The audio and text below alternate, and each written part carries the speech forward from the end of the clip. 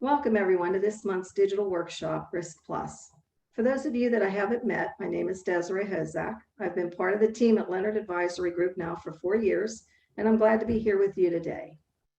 During the workshop, Josh will be discussing many new age assets that you may have heard of in the news, like Bitcoin. We encourage you to participate using the chat function and polls throughout the presentation. There will be an opportunity to win a $25 Amazon gift card.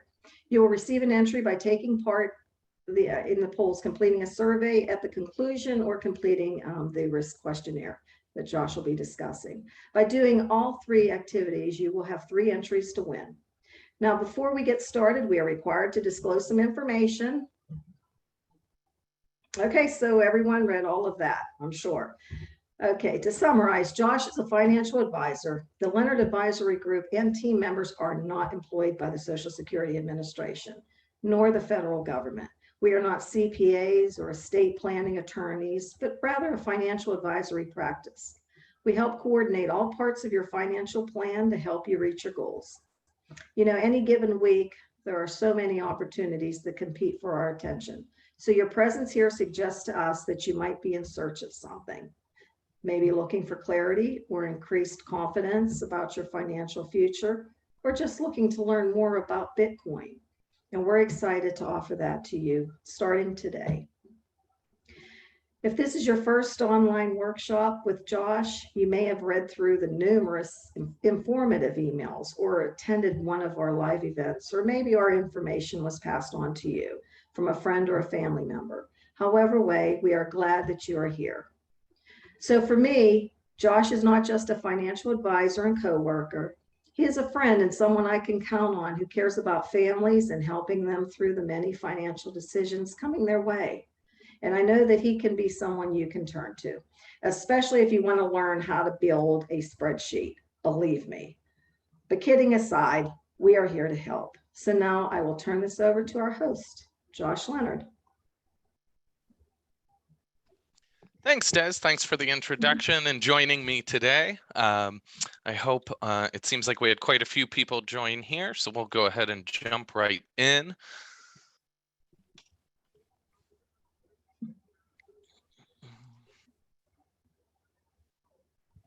Bear with me one moment.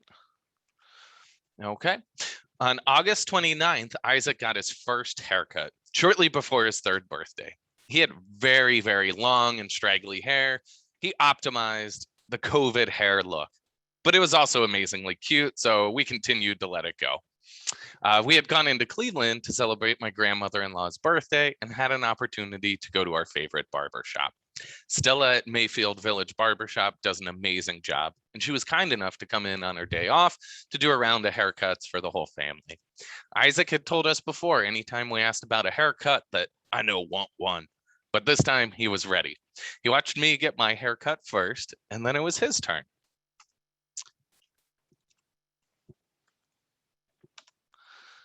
He was smiling and comfortable the whole time. He kept rubbing the back of his head afterwards, as he couldn't recall ever having that feeling of the fresh trimmed hair. As you can see in the pictures here, he was just glowing with joy and certainly not uncomfortable at all. However, back in September of 2018, Eli, my older son, received his first haircut. I don't know if you can tell by the look on his face, but he was a little bit more nervous about this. He was salivating. He was so nervous, and some of the trimmings from his hair started to look like facial hair. So we had a good laugh, and really the difference between the two was pretty astounding. We certainly know that our boys are different. The two of them have different likes and different interests. So we always try to cater to those individual needs, much like risk within your portfolio. So today we're going to talk about high risk assets. That does not mean that you need to have them in your portfolio, and that is certainly not why I'm doing this session today.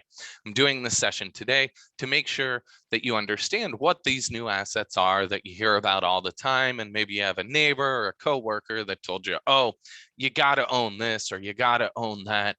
So we want to put some rails around what these are, how they can be useful, what's cool about them, and how, if you feel it necessary, they could fit in a retirement portfolio.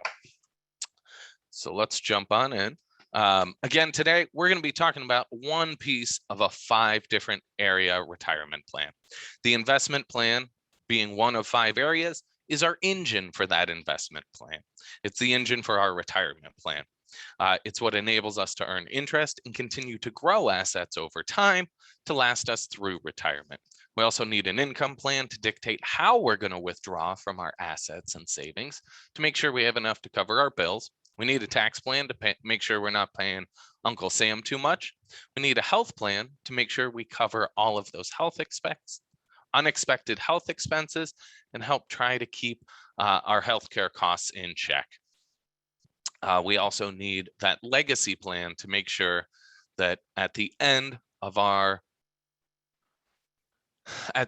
lifetime, that our assets are passed on to our loved ones or charities in our desired fashion. So we'll jump right in. Today, in the next 40 or so minutes, we're going to cover what are Bitcoins, meme stocks, NFTs, and marijuana stocks, how those risk plus assets can be best used, and also answer the most important question: do you have laser eyes? And if you don't know what I'm talking about, by the end of this presentation, you'll know what I'm talking about. So sit back and enjoy here. Let's jump into the first section. The first section here, we're going to talk about Bitcoins, NFTs, meme stocks, and marijuana stocks. So we're going to talk about what they are and sort of how they became popular and in the news so frequently. So I'm going to pop up our first chance for y'all to participate today by opening up our first poll. And this first poll is going to run through 3 different questions. I'll throw them up on the screen, and you should see the poll on your screen now. But the first one is, what are diamond hands? So choice 1 would be a person lucky at mining diamonds. The second choice would be an investor who refrains from selling despite volatility. And the last one would be a conservative investor. So if you go ahead and pick a choice there, our second question within the same poll that you should see are, what are tendies? First option would be chicken tenders, which is shorthand for gains, profit, or money. The second choice is shoes, like the term tennies, tennis shoes. Or 3, special undergarments used by day traders to reduce time spent using the restroom. And we got one answer in there. If anyone's having problems seeing the poll, shoot it in chat that you're having some trouble, and I will be glad to relaunch it there. Let's see. Our third question here: what does "to the moon" mean in meme stock slang? And our first option there is going to be buying Virgin Galactic stock.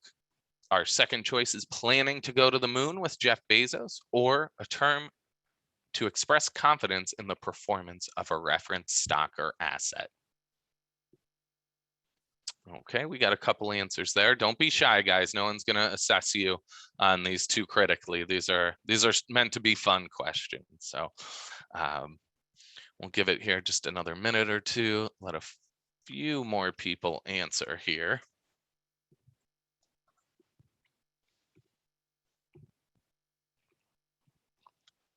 Keep in mind your participation in these polls and some of the other interactions will enter you to win that $25 gift card as well. So have some fun. No one's gonna criticize any answers here. Looks like about 60% have answered. I will give y'all just a moment longer, and we will go ahead and review the answers here.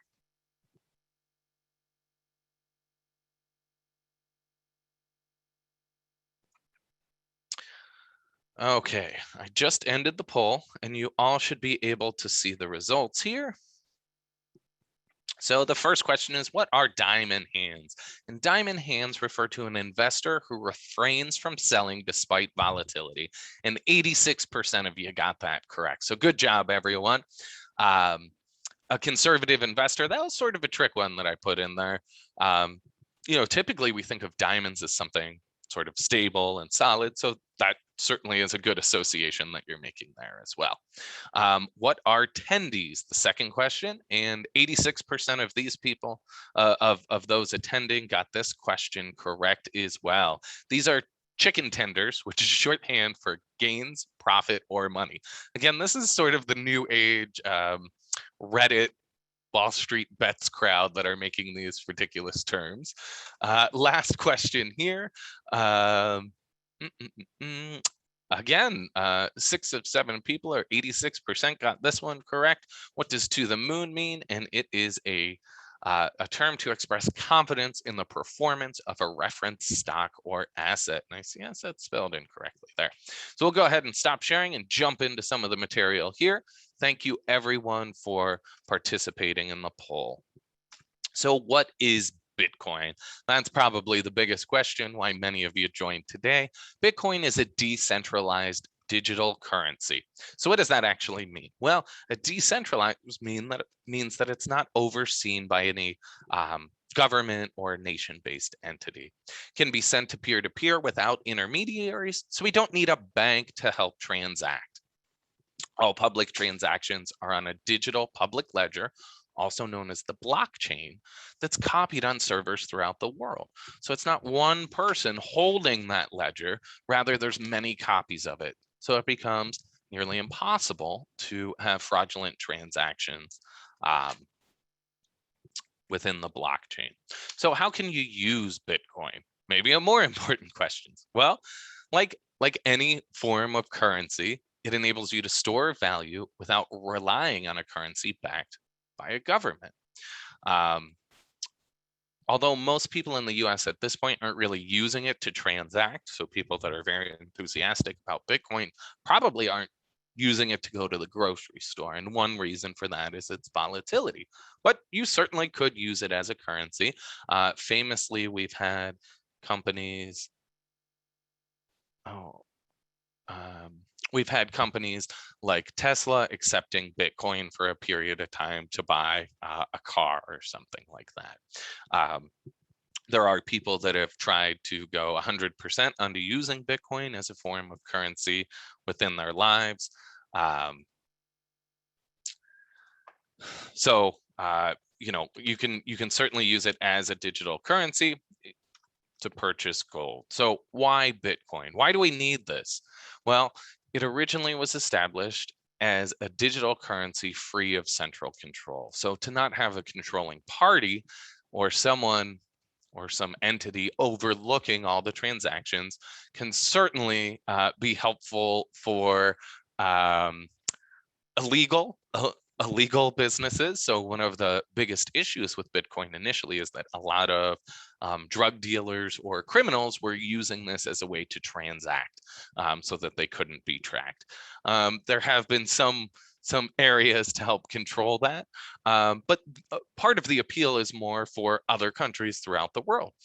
Even if we think of Russia or maybe certain small countries in Africa or even in in North Korea, there are governments that quite regularly seize assets or will use it in a negative way to control the population. So Bitcoin would be a way to help have a more free international currency. There is a limited supply, so it is a finite amount.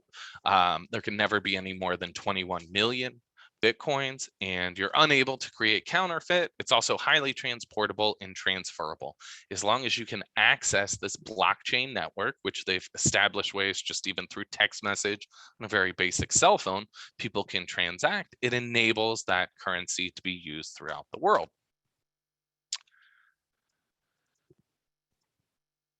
There is also a ton of other cryptocurrencies. There's thousands of them. So I am certainly not going to go through all those today, but any cryptocurrency is one that uses this blockchain technology. So what some of the most popular ones that I have up here are Ethereum. And Ethereum is the power source for a digital platform that enables smart contracts and decentralized applications. So this is more specialized in less in the currency transactions, but more as using a platform as a trusted source to execute on contracts or maybe certain applications. We'll talk a little bit further about one of the use cases that's being done now. Also, we have Litecoin, which is more of an alternative to Bitcoin. Many see it as the silver to Bitcoin's gold. Cardano, or ADA, also known as the Ethereum killer, uses proof of stake rather than proof of work to verify. These are just different ways to verify the ledger on an ongoing basis. And proof of stake is seen to be more efficient and take less computing power to regularly use. Stellar XLM, this cryptocurrency has been built to transact very large transactions. So institutional or international transactions can be done more efficiently and with less cost and with less middlemen. So another way that those are being used. Another one, I spoke with one of you at our Shred Day event this past weekend about NFTs, or non-fungible tokens. So this is a unit of data stored on a digital ledger or a blockchain that certifies it's unique. So it's non-fungible, it's non-copyable. It is a one of a kind. Typically, these are photos, videos, audios, or other digital files representing works of art or collectibles. The cool thing to me about NFTs is that it enables an artist to gain in the future from future transactions. So part of creating this NFT, it's locked in that this artist, maybe he or she will say, I want to always earn 10% of the transaction cost. So maybe if his art or her art becomes wildly popular in the future and it's worth a lot more than they initially sold it for, they're able to financially gain from that. They can also put in royalties. So if someone else is making money off of this in the future, if we think of like music rights or something like that, it's a more transparent way for those artists to be paid more stably. They've also used it for ticketing purposes or as kind of a bonus. So maybe if you buy a concert ticket, they'll also release a video piece of art from that concert that only those that attended it would have access to, these limited or unique versions of it. These are powered by smart contracts, most commonly using Ethereum. So using that smart contract to make sure that it's unique. Now, this picture that I have up here is of a CryptoPunk, and they were initially released in June of 2013. CryptoPunks have become popular in this NFT space with a lot of these digital geeks, and we've seen this crypto art movement really take a steep increase in price and popularity lately. In March of 2021, this piece of artwork that I have up here was sold at Christie's for $69 million. And what this piece of art is it's Beeple's Every Day. So a digital artist by the name of Beeple created daily art for multiple years. He combined them all into one sort of mega file. That's what this represents, and it was sold at Christie's auction house, so sort of the mainstream traditional art world, for $69 million. That was a very large cash influx for this artist, as he was not normally highly compensated for his art. Many times digital art is just shared online very openly, and it's hard for individuals to monetize or make money off of that. So certainly an interesting piece of this. So there is also Doggy Coin, Dogecoin, depending on who you ask. This is another cryptocurrency that was actually started as a joke initially. It was sort of meant to make fun of Bitcoin and everything else, but gained a lot of cult popularity in April of this year, and Elon Musk sort of jumped on the train here and said, hey, Dogecoin to the moon, in a tweet, which drove the price up drastically. Let's move on to meme stocks now. So here we have the sheep saying what? Exactly, meme stocks. So what are meme stocks? Well, Meme stocks are really those represented by social media hype. So these stocks many times are trading beyond their fundamental value, and the prices of the stocks will jump all over the place.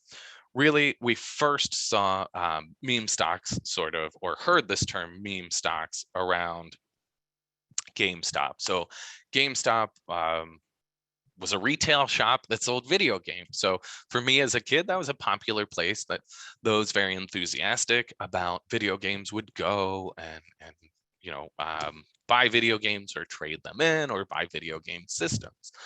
Many hedge funds and large institutional traders were betting on the demise of GameStop, and Wall Street's Wall Street Bets was a Reddit thread that became very popular around this, where they were saying, hey, you know what, this company is not going to die, it's going to be revived, and they were overly enthusiastic about it. And then they realized, well, hey, if we get enough momentum, we can actually make those hedge funds pay or have what's called a short squeeze. So the hedge funds were buying options, betting that the price was going to go down. By them buying the stock up, it was actually forcing those hedge funds to lose billions of dollars.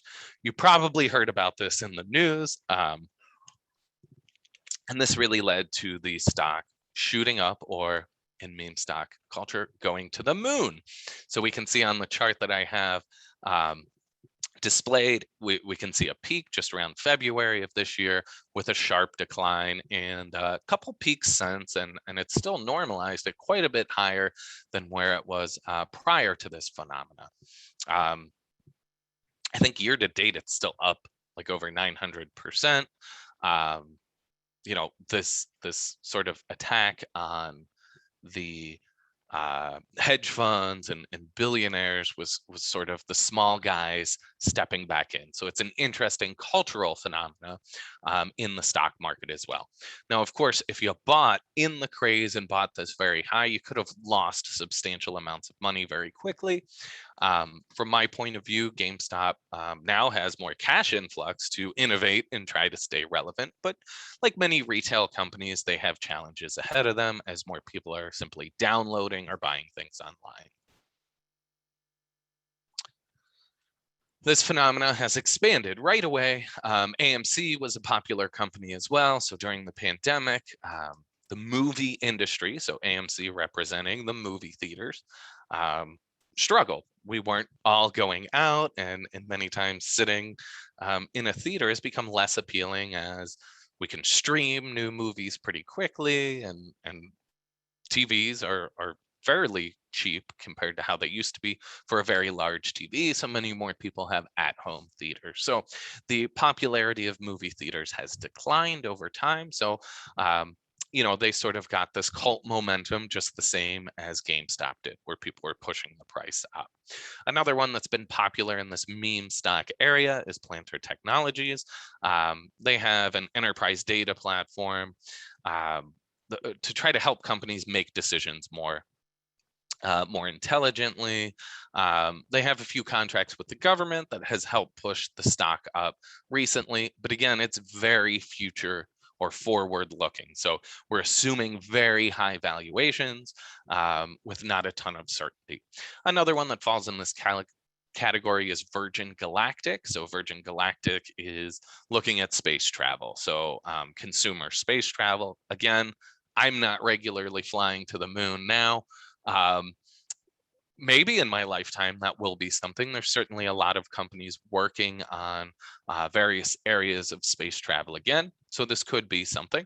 But right now, the company just spends a lot of money. It's not really making a lot of money. So again, it's a lot of valuation based on the news and things like that. So the stock price can be very volatile.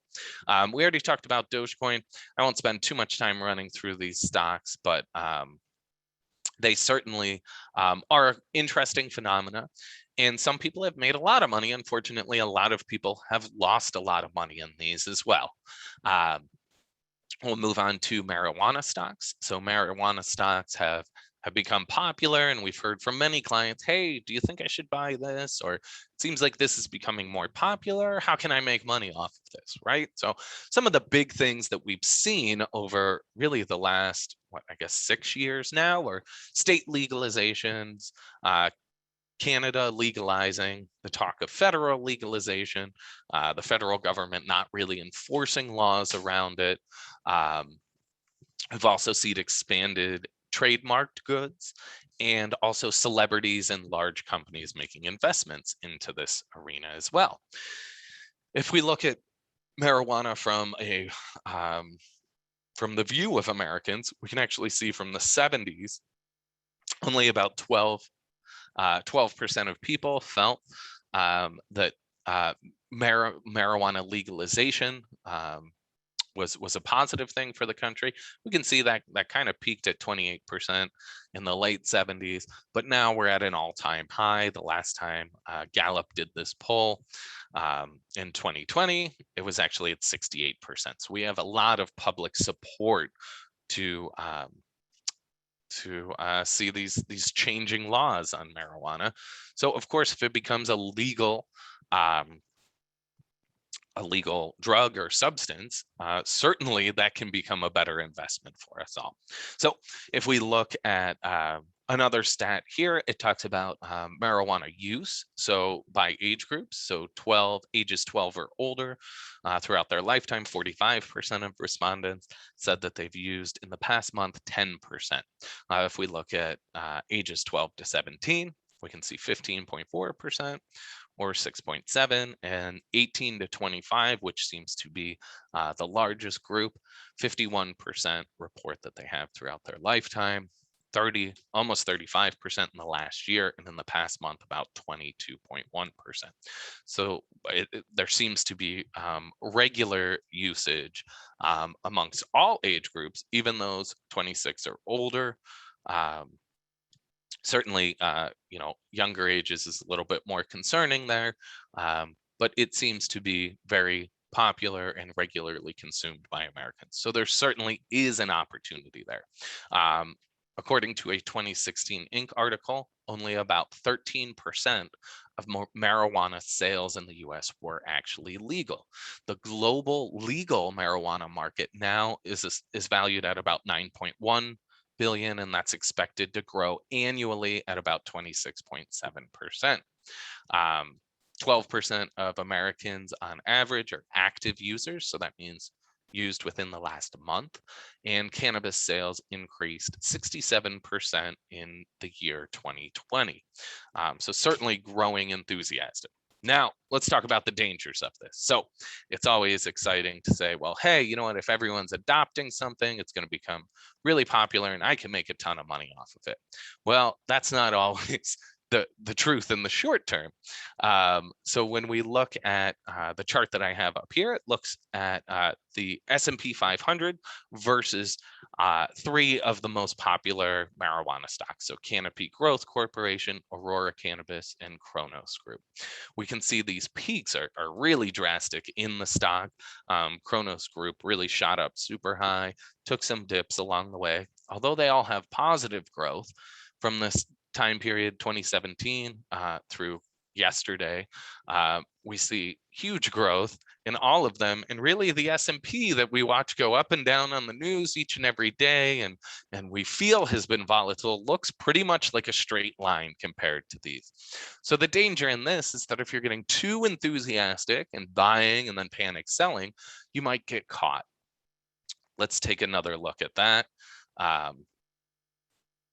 Here, if we look, so over a trailing 1-year time period, here I pulled in Tilray, which is another popular one that has been more recent IPO. But we can see the peak here really went up. If you invested $10,000, it would have been up to $90,000. But Tilray here ended up at about 5,453. So you can certainly lose a lot of money there over time as well. Whereas if we just invested in the S&P 500 over this time period, we'd be up about 50%. So we need to keep that in mind. These are extremely volatile assets. So let's talk about that. How are risk plus assets best used in a retirement plan or in anyone's portfolio? If you choose to use them. Again, I'm not saying that you need to use them at all. So I'm going to bring up our next poll here. And Elaine, I did see that you were having a little bit of trouble with the poll. So if you could let me know, I just launched it. If you're having any issues there, certainly let me know. So our first question in the poll here is, what is the deadliest job in America as of 2019? Our first option here is a police officer, second, firefighter, third, the fishing industry in general, or three, the logging industry. Our second question here is going to be, what is the #1 cause of preventable injury-related deaths in the home? Our first choice here is falling or falls, choking, poisoning, or drowning. I see we got a little bit of participation here. I'll give you guys just a few moments to run through that.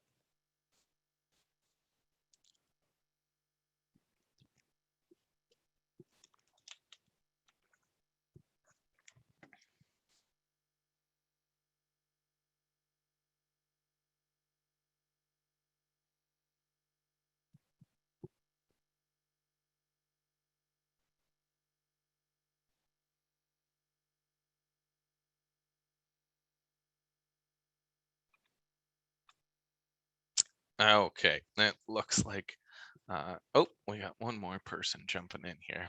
So I'll give you just a moment longer.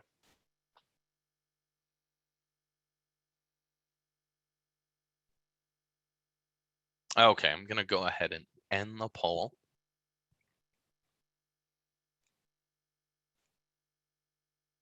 And share those results. So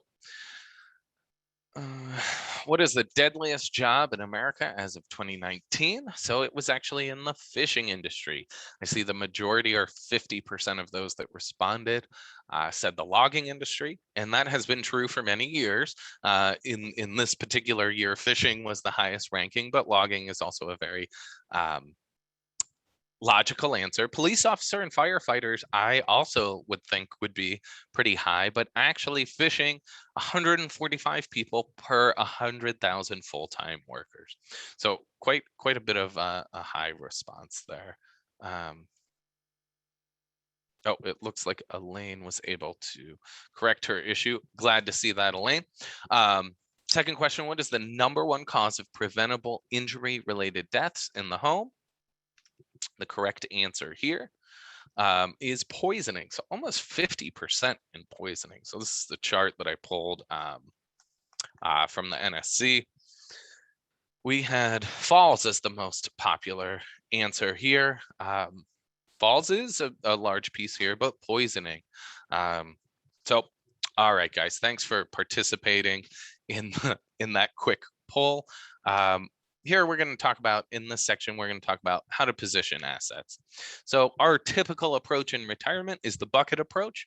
Here we have 3 different buckets: the protected income, income-based, and the growth bucket.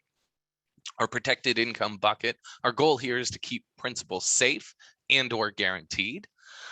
Ideally, we want to be keeping up with inflation, or rather, at bare minimum, we want to be keeping up with inflation, ideally exceeding inflation with this money.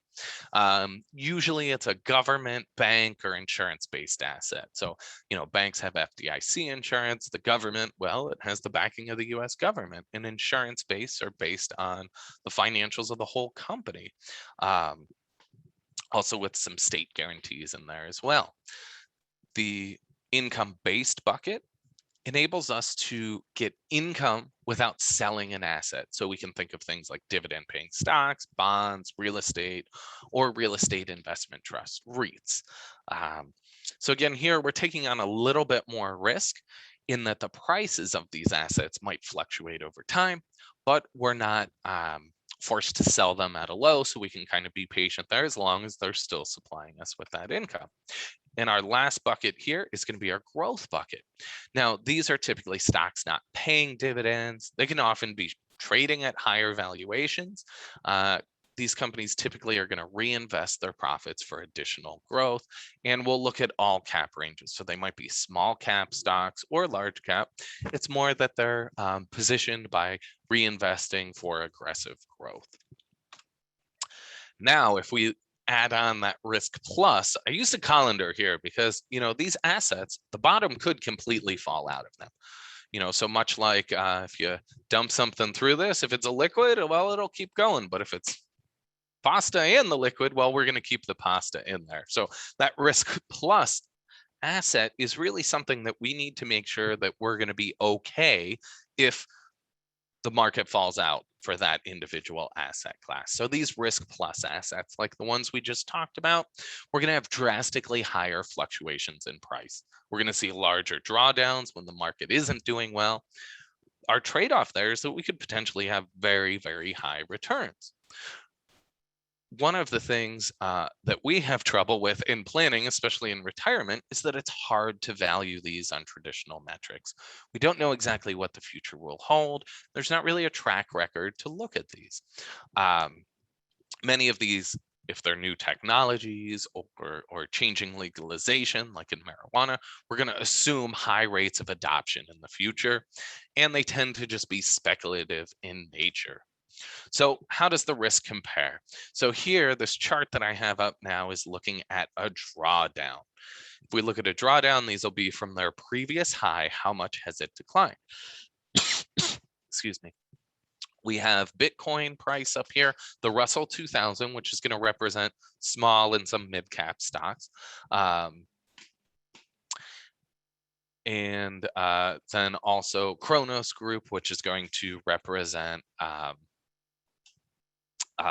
marijuana stock. This one had the longest history. That's why I pulled it up there. So if we look at Kronos Group, we can see a 75% decline in the price. Bitcoin at the end of this chart was down 31%. But if we look at sort of our more traditional, so those small cap stocks, what in traditional finance we would say is a higher risk allocation while still being properly diversified, we're looking at about a 60% decline there, whereas Bitcoin, we actually saw an 80% decline from its highs in I believe it was 2018. So an 80+% drawdown. I think that that's something that would make most of us unsettled, especially if it's with the bulk of our retirement assets or money that we might need. Now, of course, the trade-off here is that if we look at those assets over the same period of time, we can see that the Bitcoin price has actually increased 6,555%. So just absolutely ridiculous growth. If we look at the Russell 2000, total return versus the iShares top 200 growth ETF, so more focused on growth stocks than just small caps, we can see growth stocks at 209%, the Russell 2000 at 104%, and then that Kronos Group representing the marijuana stocks at 3,350% return. So certainly higher returns, but crazy volatility there. So what would a portfolio look like with a risk plus allocation? So this would represent, in our opinion, a still pretty aggressive portfolio in retirement. This one here has 40% in protected income, 30% in income-based assets, 25% in growth assets, and then 5% in risk plus. From 1 to 100, this would give us a risk number of 49. So what that would tell us is over a 6-month time period, we'd expect fluctuations in price of negative 9.33 for a potential gain of 15.37. So definitely some volatility there over a 6-month time period, and we'd expect a return around 6% over time. So how would that compare with a portfolio that instead of this risk plus, we just put in the regular growth category? Here we would be at a risk number 47, would have potential downside of 8.85, potential gain of 14.66, potential annual return slightly lower at 5.81%. So to come up with these portfolios, I used some ETFs. I used Bitcoin to represent a portion of the allocation going to cryptocurrencies, and 2 different marijuana stocks here. Of course, your individual portfolio would be different. These are simply an example here. Again, I just eliminated the Bitcoin and marijuana stocks here for this without risk plus allocation. Really, though, what we can see between the two is that there's not that huge drastic difference in risk, really, or return. So if you're going to allocate anything to these type of assets, I strongly encourage you to keep it to like 5%, as we did in the example here. This shouldn't be something that's taking up the vast majority of your portfolio. There's too much risk in it. So I'm going to move on to our last section for today. And this is, do you have laser eyes? And this probably still isn't going to make sense to some of you. So I'm going to bring up the laser eyes poll here, and we'll go ahead and move forward. And the first question is, do you have laser eyes? So you should all be able to see that. Now, what laser eyes are is it is a social media phenomena for those that are enthusiastic about Bitcoin or other cryptocurrencies. So one is said to have laser eyes if they're bullish on Bitcoin or other cryptocurrencies. So the picture I have up here is of Elon Musk with his laser eyes as depicted in social media, as he's been a large supporter of these cryptocurrencies and often has talked about it a lot. So if you are enthusiastic about Bitcoin or cryptocurrencies, go ahead and click yes. If not, click no. I see we have a little bit of a response here. And then the second question I have up in this poll is, what risk plus asset do you have the most interest in? Now, by no means does that mean that I'm going to hound you that you should do this. These are assets that we don't typically deal in. This is sort of out of our range of expertise. We do see them as more speculative. So we're certainly happy to talk to you about it. I personally have bought various pieces of all of these assets, some cryptocurrencies. I haven't bought any NFTs, but I have bought marijuana stocks in the past as well. So, these are things that I'm happy to discuss with you, but it's not something that we're going to be buying or selling for you. This is sort of out of our realm of assets that we would hold for a client. I see that no one has laser eyes so far. I'm going to go ahead and share this poll. No one is overly enthusiastic or bullish on Bitcoin, but we do have some interest. 40% of people said that they're most interested in that Bitcoin or cryptocurrencies. We have 20% saying NFTs are interesting to them, and then the other 40% interested or have the most interest in marijuana stocks. So thanks so much for sharing, guys. It's kind of nice to see that blend there.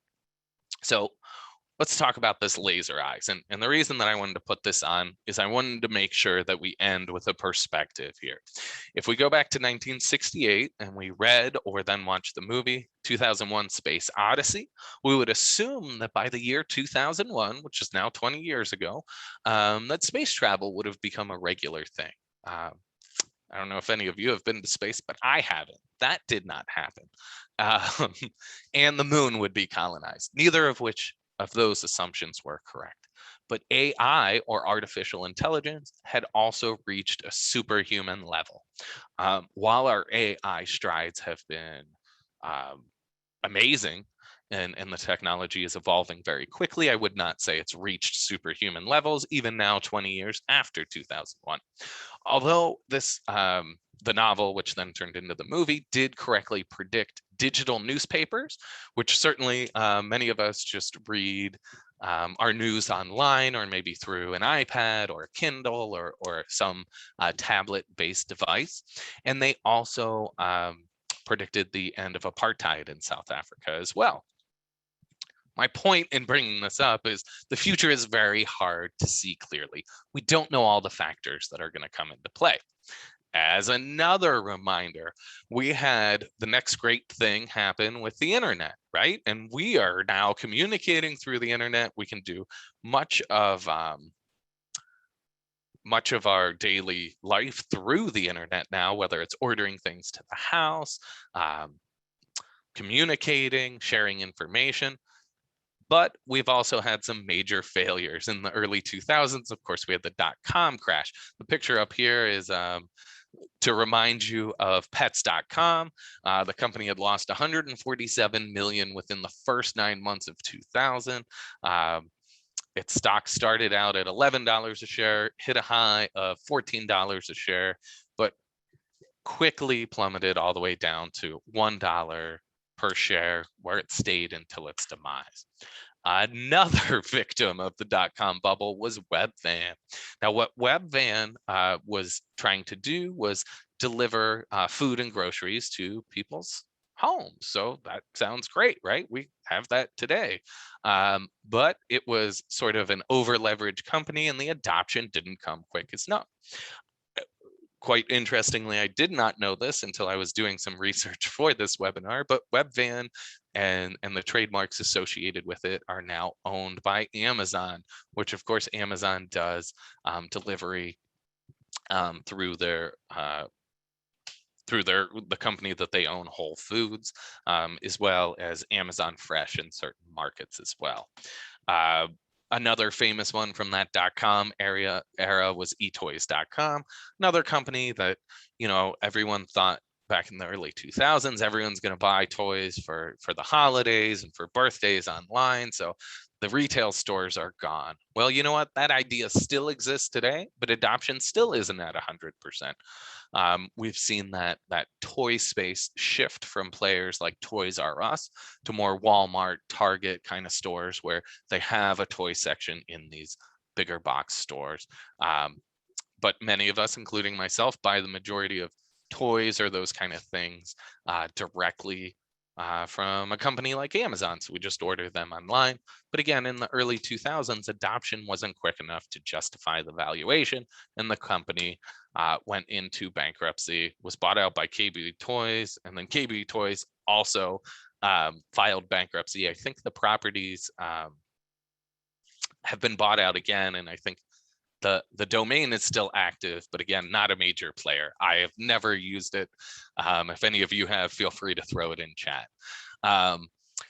So those are 3 popular failures. Now, if you would have looked at this picture of Amazon founder Jeff Bezos in the late 90s, early 2000s, you might not think that this would be one of the largest companies in the world today, and he would be one of the most wealthy individuals in the world today.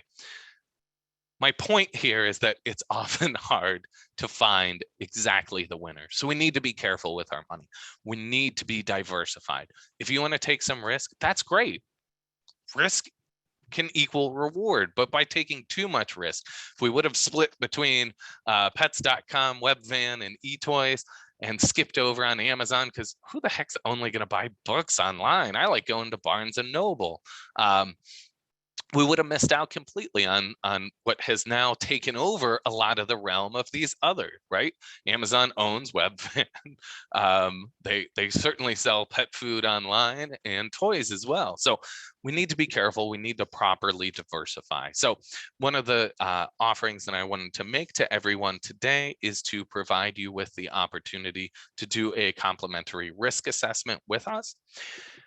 It's always good to review your risk. If you're an existing client that's worked with us and you haven't done this quiz in a while, I encourage you to do it again. I am going to share the link here in chat at the end of the webinar, and I will also send out a copy of it with the poll in the post-webinar email. So make sure to click that, go through the exercise. I'd be happy to talk to you if you say, hey, you know what, I'm not sure that my portfolio is really aligned with how I feel today. It'll give you a risk number like we saw in those portfolios, tell you what to expect over a 6-month time period, or what kind of volatility and return you would expect. If your portfolio needs to be adjusted, certainly we would be happy to talk through that with you. Bear with me one moment. I will shoot that link out to you.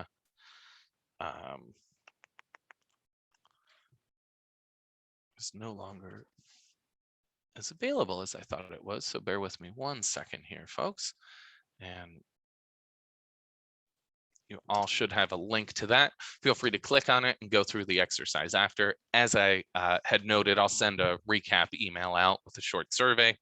Encourage you to participate in the survey and also click through the risk exercise here as well.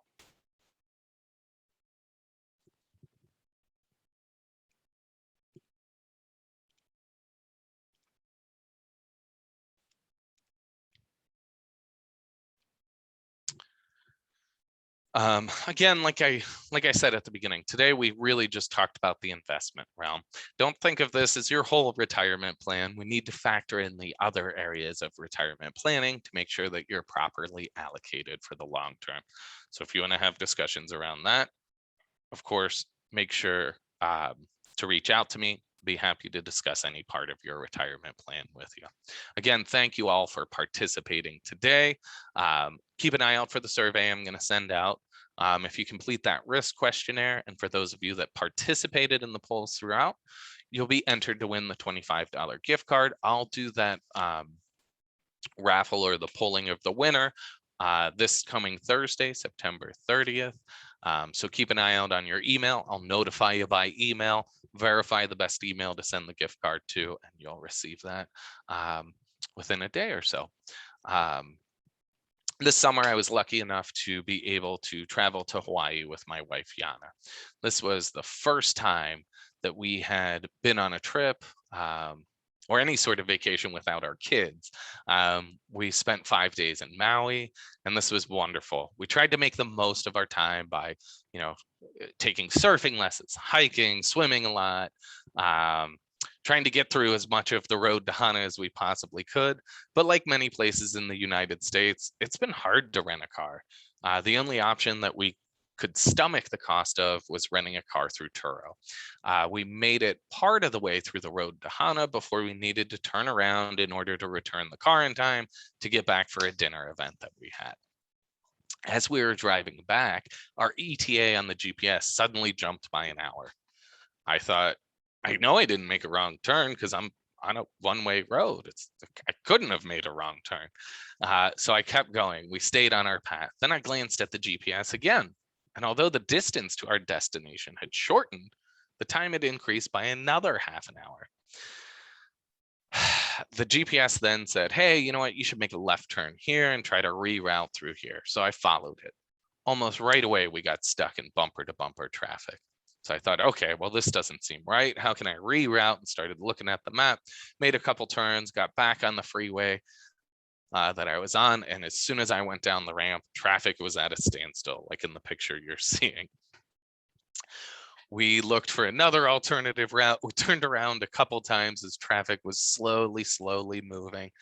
In the end, it added an hour and a half to our travel time. As we pulled into the parking lot, Sean, the guy that we had rented the car from, told us that there had been a brush fire. That brush fire had actually closed down the main road. That's why we suddenly had such traffic. We were completely stopped.